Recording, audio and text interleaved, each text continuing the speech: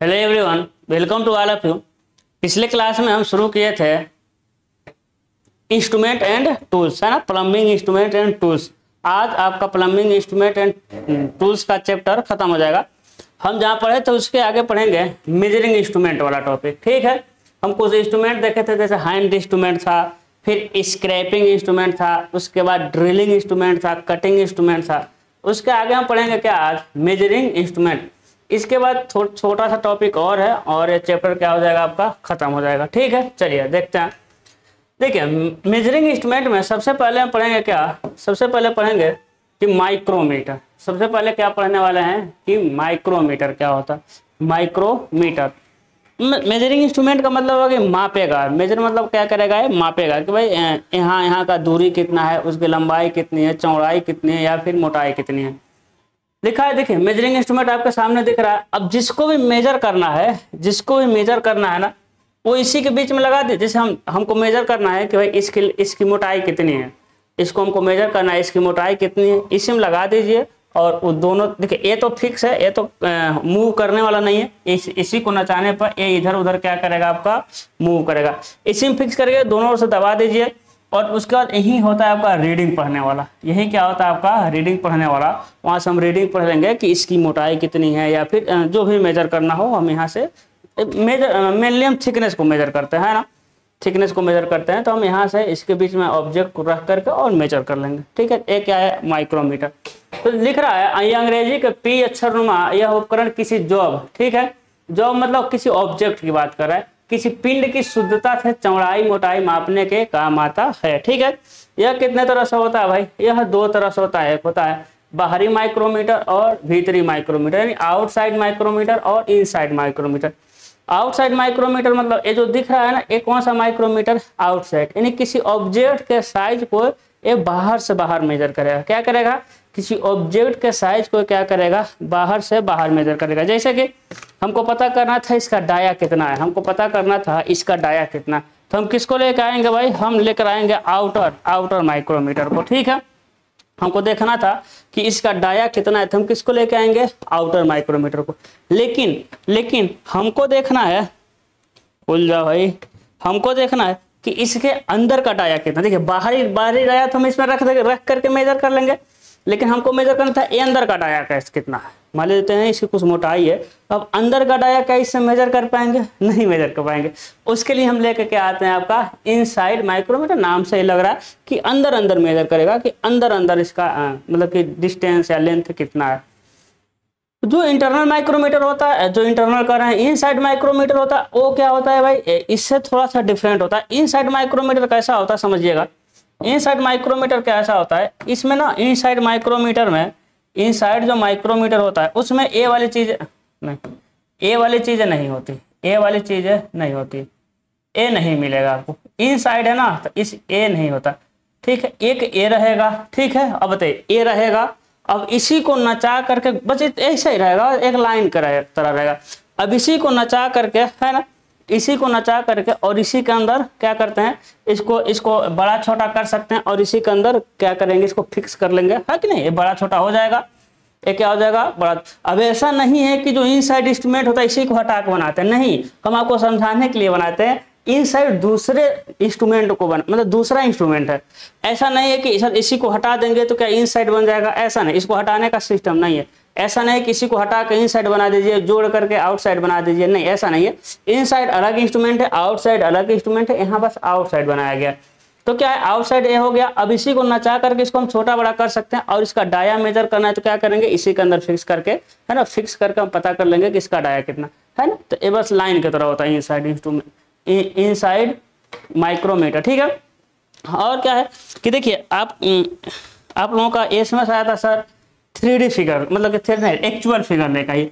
मेरे लाल actual figure लाने, देखिए एक्चुअल फिगर तो बहुत है मेरे पास। एक्चुअल फिगर इसका हम चाहे तो 3D फिगर ला दें, लेकिन एग्जाम में 3D नहीं बनाएंगे आप। एग्जाम में कौन सा फिगर बना पाएंगे, ये फिगर बनाएंगे। इसीलिए हम एक्चुअल में बुक का ही फिगर लेकर आए। बाकी हम रंगीन फोटो भी यहाँ ला सकते थे, लेकिन आपके एग्जाम में जब आ जाएगा चित्र सहित व्याख्या करिए तो फिर रंगीन फोटो में फंसेंगे। यहाँ 2D में अच्छे से एकदम सिंपल दिया रहता है, इसलिए हम बुक का ही फोटो लेकर आ रहे हैं, क्योंकि इसको बनाना भी आपको रहेगा। ठीक है, चलिए आगे देखते हैं। अब समझिएगा, कहाँ देखते हैं भाई, आगे देखते हैं। कह रहा है कि माइक्रोमीटर की स्लीव पर mm में, देखिए स्लीव मतलब ये क्या है भाई, स्लीव है, इसे कहते हैं क्या, स्लीव। यहाँ लिखा हुआ है स्लीव पे क्या है, mm में निशान, और थिम्बल पर इसके 10वें अंक तक पाठ्यांक पढ़े जा सकते हैं। थिम्बल क्या है, ए, यहाँ जो है ना, इस पे क्या है, देखिए थोड़ा थोड़ा लाइनिंग दिख रहा होगा।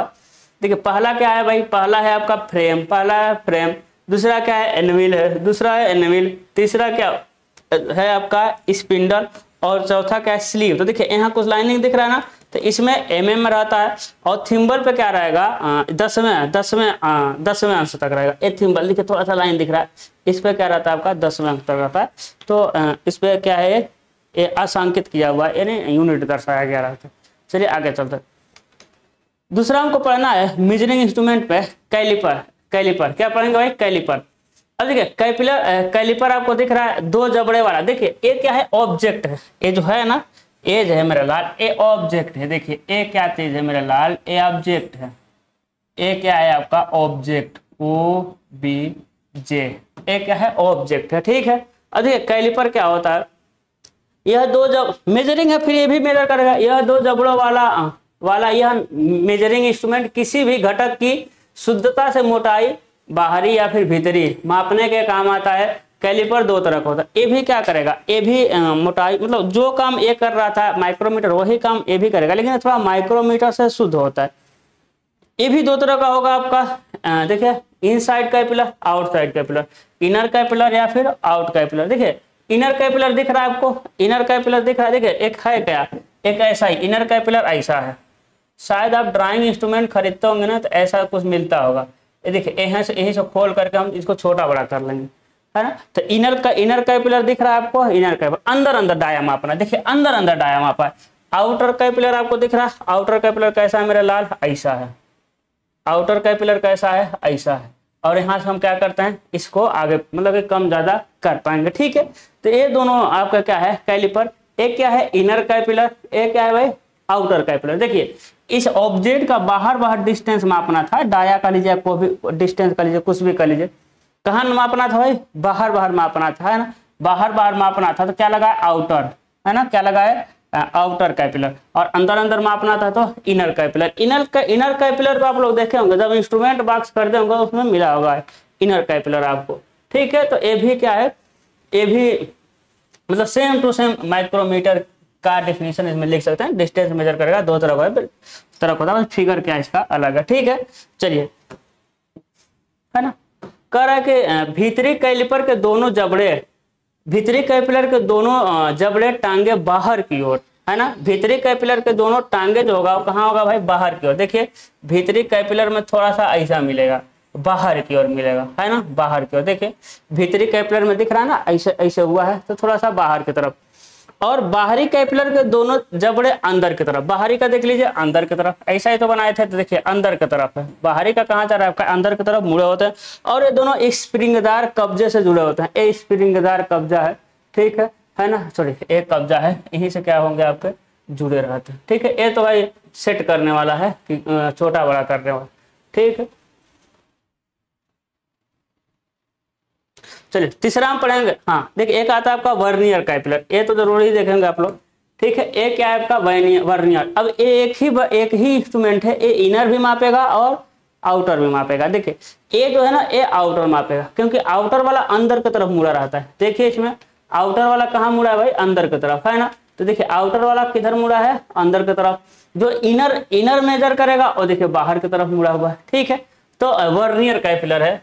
वर्नियर कैपिलर भी इसी प्रकार की दूसरी मापक इंस्ट्रूमेंट है, जिनमें से एक जबड़ा स्थिर और दूसरा जबड़ा आशांकित छड़ पर सरकता है ना। एक्यूरेसिस और एक्यूरेसिस मेजर करेगा। ये क्या है, कांस्टेंट मिलेगा, और ये आगे पीछे होता रहेगा, ये दोनों, ठीक है। ऊपर वाले से इनर को मेजर करेगा और नीचे वाले से आउटर को मेजर करेंगे। शेप देख कर आपको पता चल जा रहा होगा।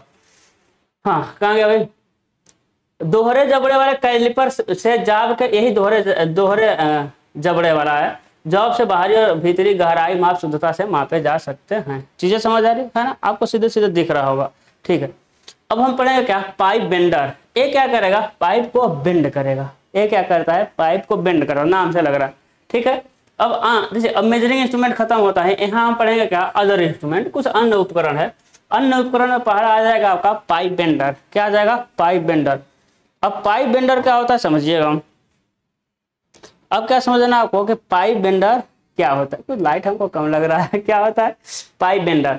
अब पाइप बेंडर समझिएगा, यह हाइड्रोलिक ऑपरेटेड जैक है जो लोहे के पाइपों को वांछित गोलाई यानी जो भी आपको चाहिए उतने कर्व तक, उतने रेडियस में मोड़ने के काम आता है। अब देखिए पाइप बेंडर है। अब पाइप बेंडर काम कैसे करता है समझिएगा।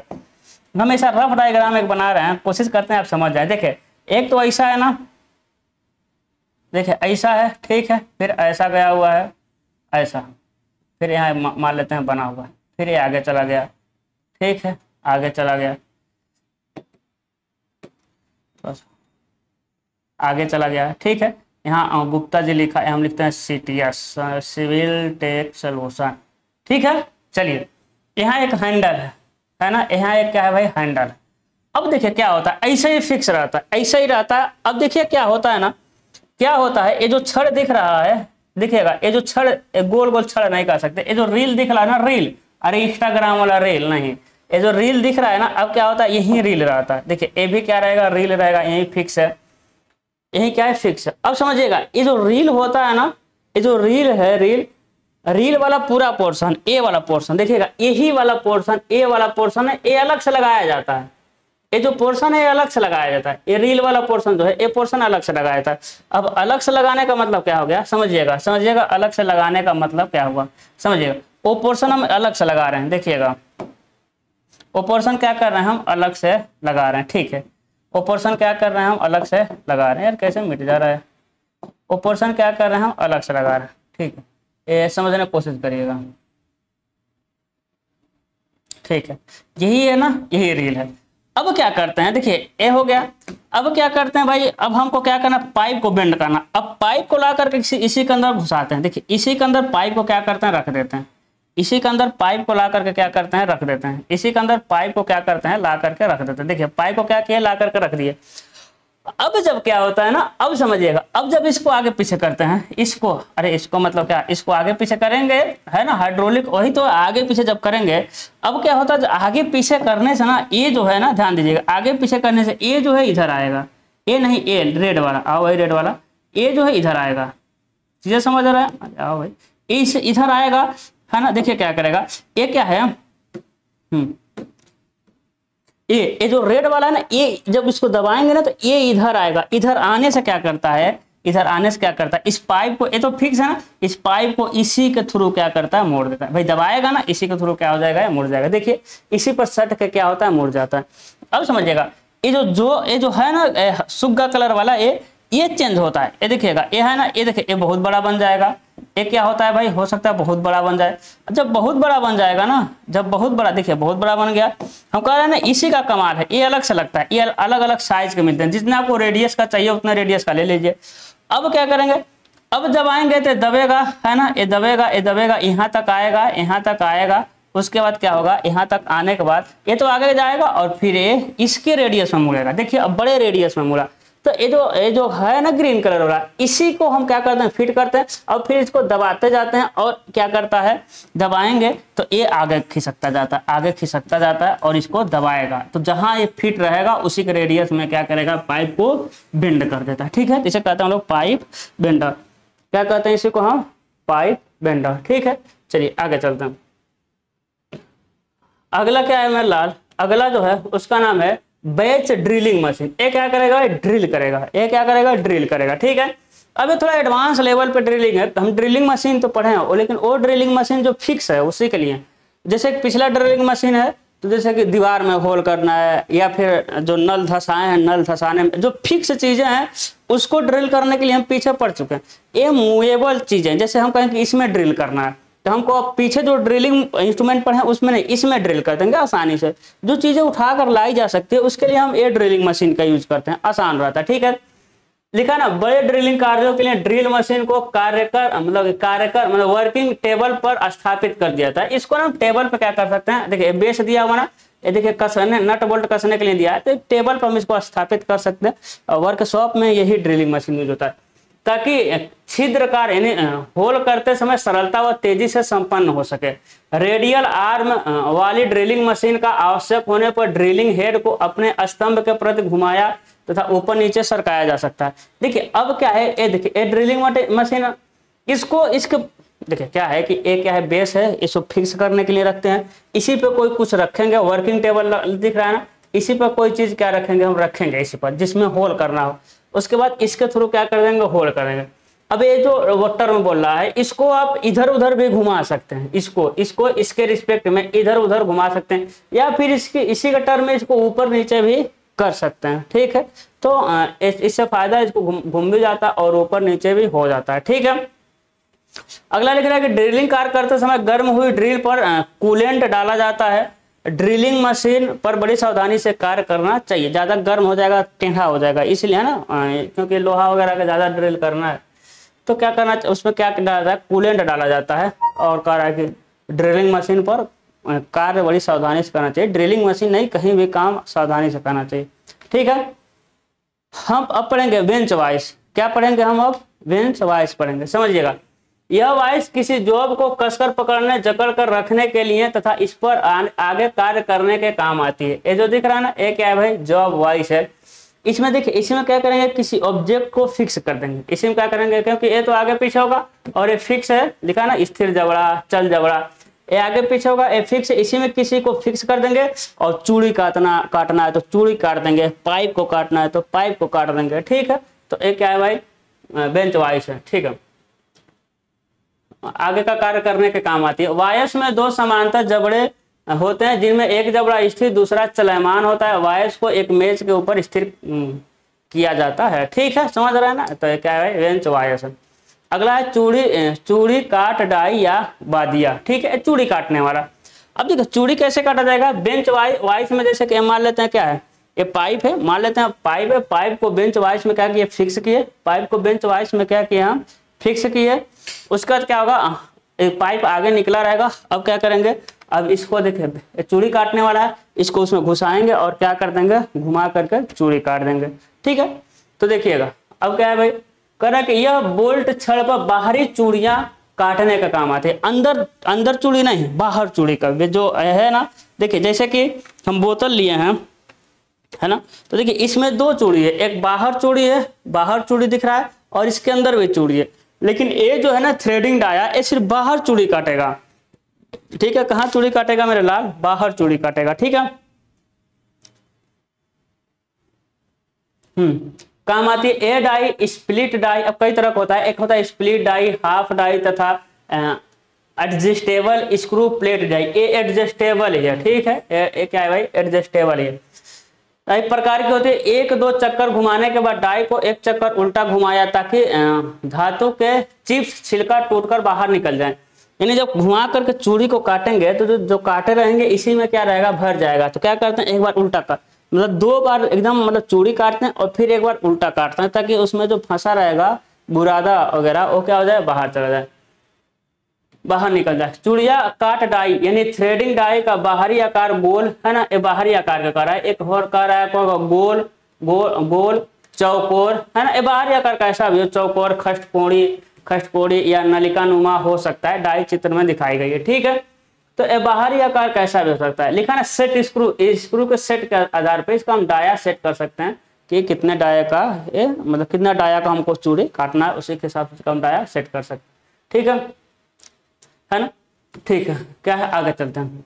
अब क्या करा भाई, कूलिंग टूल्स। क्या करा भाई, कूलिंग जो भी हो, निपुण टांकी मतलब क्या करता है, अब जब हम काम करते हैं तो छोटी छोटी चीजें जैसे लोहे का काम किए तो बुरादा उसका कहीं फंसा हुआ है या लोहे का टुकड़ा कहीं है, तो उसको साफ करने के लिए ना इन्हीं सब छोटे छोटे टूल्स का यूज करते हैं। मेनली हम कहते हैं सफाई करने के लिए, मेनली किसके लिए हम कहते हैं, सफाई करने के लिए। चलिए देखते हैं। करा कि ढलवा लोहे के पाइपों का एक सिरा सॉकेट और दूसरा सिरा स्पाइगार्ड प्रकार का होता है। पाइपों को लंबाई में जोड़ने नहीं ये वाला चीज नहीं, ठीक है। पाइपों को लंबाई में जोड़ने के लिए सॉकेट सिरा अगले पाइप के स्पाइगार्ड सिरा में ठूस कर जोड़ लगाया जाता है। ठीक है, अब देखिए ये क्या कह रहा है, शुरू से हम बताते हैं आपको। करा ढलवा लोहे के पाइपों का एक सिरा सॉकेट एंड और दूसरा सिरा स्पाइगार्ड एंड का होता है। देखिए पाइप जब भी waste water irrigation engineering drawing पढ़ाए होंगे हम आपको, तो पाइप हमेशा ऐसे रहता है। पाइप हमेशा कैसे रहता है भाई? पाइप हमेशा ऐसे रहता है, ठीक है। पाइप हमेशा कैसे रहता है भाई? पाइप हमेशा ऐसे रहता है, ठीक है। अब अगला पाइप फिर ऐसे मिलेगा, ऐसे में फिक्स मिलेगा, ठीक है ना। तो इसे कहते हैं हम लोग सॉकेट। जो डाया ज्यादा बड़ा हो जाता है ना, इसे कहते हैं हम लोग सॉकेट। और इसे कहते हैं स्पॉइगोट। यहाँ भी चूड़ी कटा रहता है, ठीक है। चूड़ी दोनों साइड में क्या कटा रहता है भाई? चूड़ी कटा रहता है। यहाँ भी चूड़ी कटा रहेगा आपका, यहाँ भी चूड़ी कटा रहता है, ठीक है ना। यहाँ भी चूड़ी कटा रहेगा, रेड में भी चूड़ी, तभी तो एक दूसरे में फिक्स होगा, ठीक है। अब देखिए क्या कह रहा है, ढलवा लोहे के पाइपों का एक सिरा सॉकेट, मतलब एक सिरा सॉकेट एंड और दूसरा सिरा स्पाइगोट। देखिए एक सॉकेट स्पाइगोट, ठीक है। अब इस जोड़ को कहते हैं सॉकेट एंड स्पाइगोट जोड़। देखिए सॉकेट और स्पाइगोट मिल करके बनाता है जोड़, जिसे कहते हैं सॉकेट एंड स्पाइगोट जोड़। हम पढ़ेंगे अगले चैप्टर में जोड़ के बारे में, ठीक है।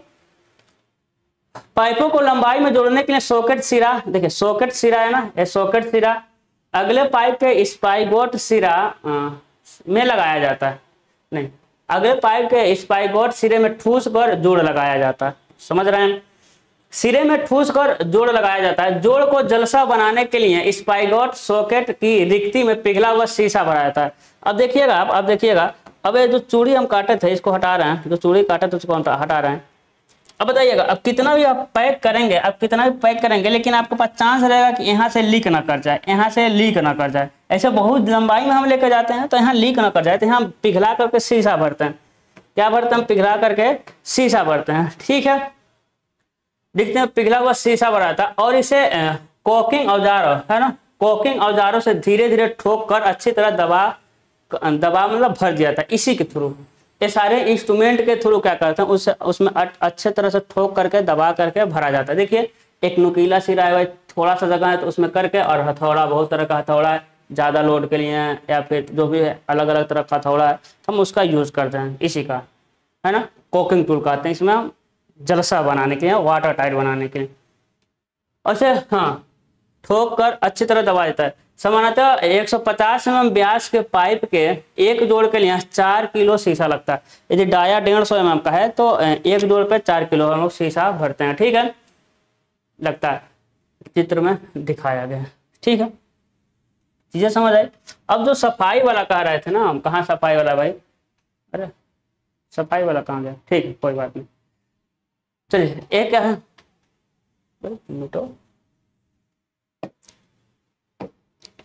ठीक है। अगला देखते हैं, अगला क्या है भाई? Soldering iron. अब ये क्या करे भाई? जब जानते हैं जैसे वेल्डिंग होता है, वेल्डिंग लोहे में होता है, वैसे सोल्डरिंग किया जाता है, ठीक है। तो धातु के दो पात्रों का, वेल्डिंग सोल्डरिंग में अंतर यह होता है कि जो वेल्डिंग होता है ना, चलिए पढ़ देंगे अभी समझ आएगा।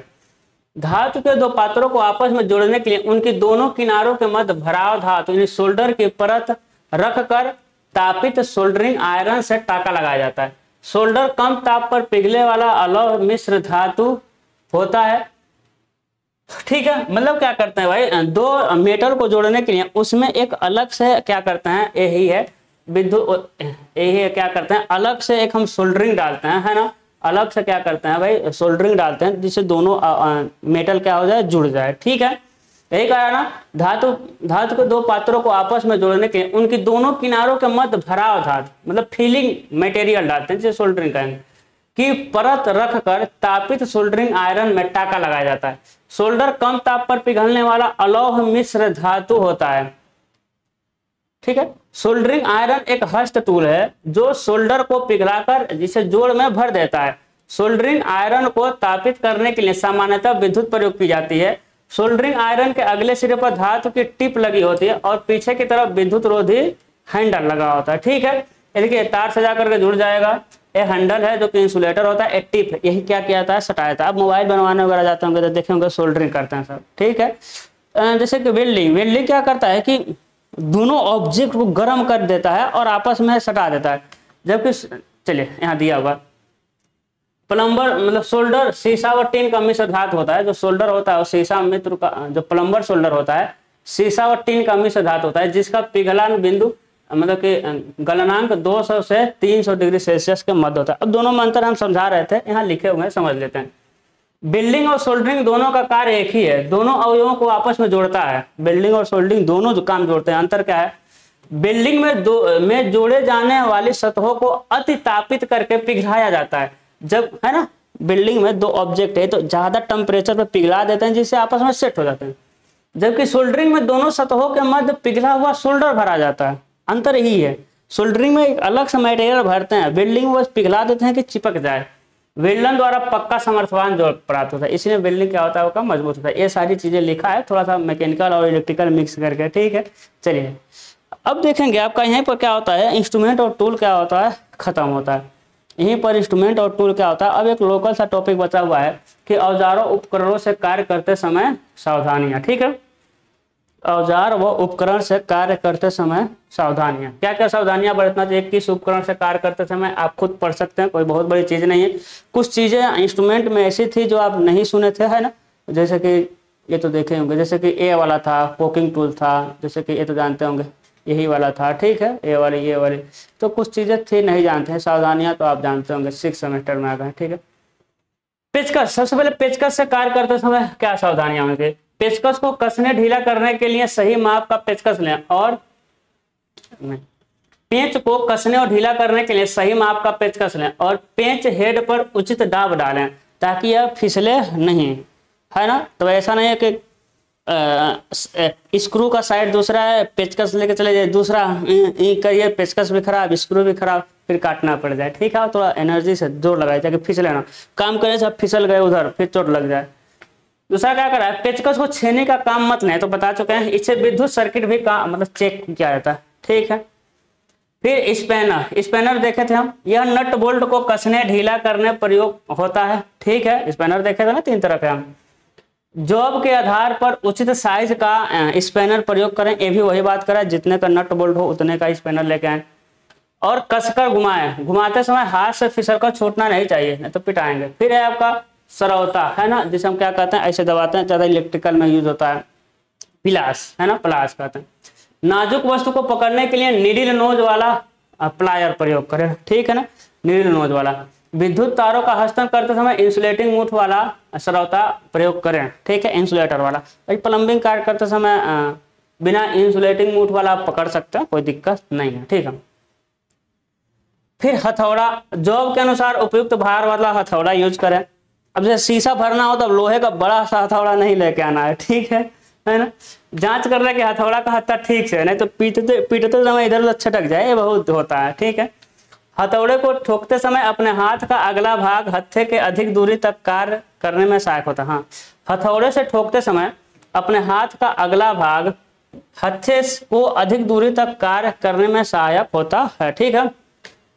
मतलब कि थोड़ा करने का मतलब थोड़ा हैंडल थोड़ा सा बड़ा होना चाहिए, ठीक है, थोड़ा दूर पकड़ेंगे ज्यादा चोट लगता है। चलिए, हथौड़े की पूर्ण सतह को जाब पर सीधा ठोके, है ना। तिरछी चोट जाब के अथवा क्षति पहुंचा सकती है, तिरछा इधर उधर आपको नुकसान कर सकता है। एकदम कोशिश करें कि एकदम सीधा उस पर लगे, इसके एकदम 90 डिग्री लगे। फिर छेनी को कुछ तिरछा रखकर जाब पर कार्य किया था। अब छेनी को हमेशा, छेनी का काम होता है काटना, छेनी को एकदम जैसे कि इसको काटना है, इसको काटना है तो एकदम सीधा करके काटेंगे फिर दिक्कत होगा। कैसे काटा जाता है, ऊपर थोड़ा टेपर करके फिर ऐसे मारा जाता है, फिर थोड़ा सा इधर से टेपर करके धीरे धीरे निकाला जाता है, ठीक है। वही कह रहा है कि छेनी को कुछ तिरछा रखकर जाब पर कार्य किया जाता है। कठोर धातु को छीलने के लिए छेनी का कोण 70 से अधिक होता है ना, रखा जाता है। नरम जाब को यह कोण कम रखा जा सकता है ना। नरम जॉब, जॉब मतलब ऑब्जेक्ट, ठीक है, जिस पर कार्य किया था उसको जॉब कहते हैं।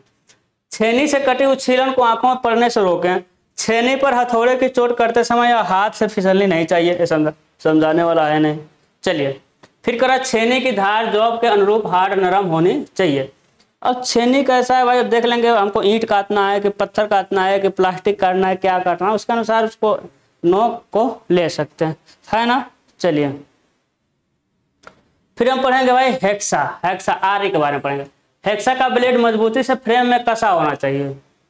ऑब्वियस बात, कार्य शुरू करने से पहले यह सुनिश्चित कर लें, मतलब कार्य शुरू करने से पहले सुनिश्चित कर लें आप, ठीक है। चलिए, फ्लाई नट से ब्लेड को फ्रेम में दृढ़ता से कस लें। फ्लाई नट बताए थे, ऐसा था फ्लाई नट, तो अच्छे से कस लें। और ब्लेड के दांतों को तेज होने की परीक्षा कर रहे हैं, है ना, तो मतलब दांत नुकीला है कि नहीं, काटेगा कि नहीं अच्छे से। फुल बाजू वाली कमीज को कुछ ऊपर तक बांध कर सरका लेना है, तो वो आपके साथ खींच लेगा। यह आरी के ब्लेड से न छुए, ठीक है। दूसरा क्या है, जॉब को वॉइस में मजबूती से कसकर तब चिराई का कार्य शुरू करें, ठीक है। समझ रहे हैं ना, पैर से दबा के नहीं काटना है। अभी वॉइस बताया था ना, इसमें आसान अच्छे से कस लीजिए, इसमें कस लीजिए, ठीक है, उसके बाद काम शुरू करें। काटन क्रिया के दौरान ब्लेड को ठंडा रखें, पानी डालते रहें, मतलब है। रेती का काम क्या है भाई, रेती का सुरक्षा क्या बरतना है, कार्य के आधार पर उपयुक्त फाइल, महीन, खुरदरी, सिंगल, डबल दांत का इस्तेमाल करें। मतलब क्या है कि आकार है कि देखिए आरी मतलब क्या होता है, ऐसा होता है। अब देखना है आपको कितना नुकीला करना है, तो हो सकता है आपके आरी में दूर दूर बना हो तो ए वाला यूज कर लें आपके अनुसार। हो सकता है कि नजदीक नजदीक बनाओ, नजदीक नजदीक यूज कर लें अपने काम के अनुसार। हो सकता है कि दोहरा बनाओ तो दोहरा वाला यूज कर ले आरी, तो अपने काम के अनुसार ये यूज करना, हमको देख लेना है, ठीक है। ज्यादा नुकीला करना है, कम करना है। रेती पर जमे बुरादे को रेती के सिरों को कठोर सतह पर ठोक कर साफ करते रहें। इसके लिए तार ब्रश का भी प्रयोग कर सकते हैं, ठीक है, कर सकते हैं तार ब्रश का। तार ब्रश पर क्यों खर्चा करेंगे, ऐसे ठोक दीजिए पूरा बुरादा निकल जाएगा। रेती का आगे पीछे का स्ट्रोक समान दाब पर बनाए रखें, ठीक है। कहने का मतलब है जो रेती होता है ना, इसके आगे भी बना रहता है, इसके पीछे भी बना रहता है।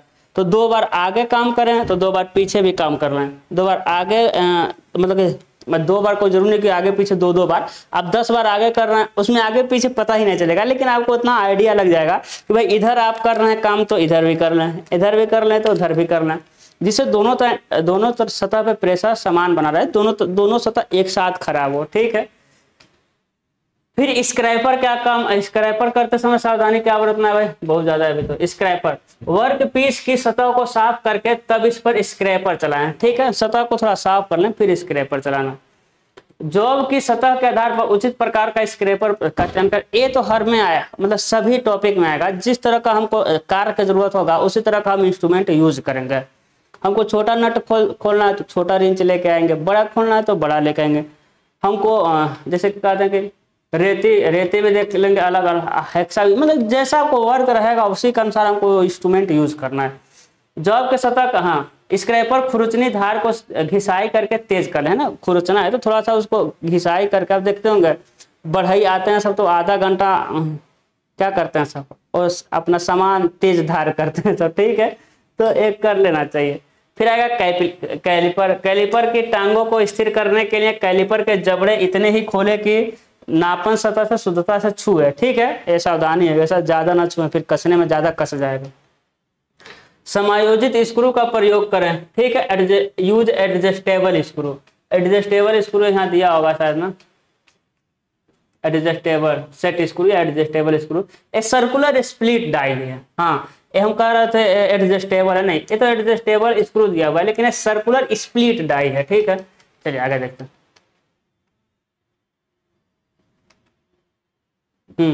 कैलिपर के जबड़ों की दूरी स्टील रूल से शुद्धता से पढ़ें, ठीक है, थोड़ा अच्छे से पढ़िएगा, है ना। स्टील रूल में क्या होता है, स्टील रूल में तो जो स्केल स्टील वाला स्केल होता है, जो स्टील वाला स्केल होता है उसमें बहुत मतलब एक्यूरेसी के साथ खोदा गया रहता है जो लंबाई होता है, तो कोशिश करें कि स्टील से ही पढ़ें ज्यादा शुद्धता से, ठीक है।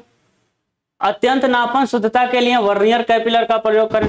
देखें कैलिपर 0.02 mm तक शुद्धता तक माप सकता है, देख रहे हैं 0.02 mm शुद्धता तक माप सकता है। फिर है भाई थ्रेडिंग डाया, अभी हम जो बताए थे। कार्य शुरू करने से पहले डाई को साफ कर लें, ठीक है ना, डाई है पहले उसको साफ करना क्योंकि उससे पहले भी काम हुआ होगा। कटाई के दौरान डाई पर स्नेहक लगाते रहे, है ना, लुब्रिकेंट उस पर लगाते रहे भाई चूड़ी काटते समय। डाई को 1-2 चक्र उल्टा घुमाकर इसमें फंसा हुआ कचरा बाहर निकाल दे, हम देखें इसको। फिर ड्रिलिंग मशीन हम देखें, क्या देखें, लास्ट टॉपिक ड्रिलिंग मशीन देखें। तब देखेंगे ड्रिलिंग मशीन पर कैसे सावधानी बरतना है। ये थोड़ी बड़े ऑब्जेक्ट है, थोड़ा बड़ा मशीन है तो ज्यादा सुरक्षा इसमें दिया है, ठीक है। वर्क पीस को कभी भी ड्रिलिंग के समय हाथ से मत पकड़ें। ऐसा नहीं है कि काम हो रहा है इस पे रख के काम हो रहा है, कहाँ गया भैया, अरे आओ भाई, हाँ इस पे काम हो रहा है तो जो ऑब्जेक्ट है उसको चेक करते रहें, ठीक है, कभी नहीं करना है, ठीक है। जब ड्रिलिंग हो जाए उसके बाद आप यूज करिए, ठीक है। मशीन का कार्य करते समय इस पर कोई एडजस्टेबल मत करें। मशीन जब काम कर रहा है तो ऐसा नहीं कुछ घटाया बढ़ा नहीं, मशीन को रोक दीजिए, उसके बाद आप घटाइए बढ़ाइए। चिप्स को ब्रश द्वारा हटाएं, हाथ से मत छुएं, आप समझ रहे हैं। ड्रिलिंग मेज पर जॉब के अतिरिक्त अन्य औजार मत रखें, यानी अन्य औजार हटा दें, ये भी समझ रहे हैं। ड्रिलिंग मशीन पर कार्य करते समय आंखों पर चश्मा लगाएं और ढीले कपड़े नहीं पहना, एकदम टाइट पहन कर रखना। ड्रिलिंग के दौरान ड्रिल को ठंडा रखें, इस पर कूलेंट डालते रहें। जब छिद्र पूर्ण होने लगे तो ड्रिल को घुमाने की गति कम कर दें, है ना। नहीं कम करेंगे तो फिर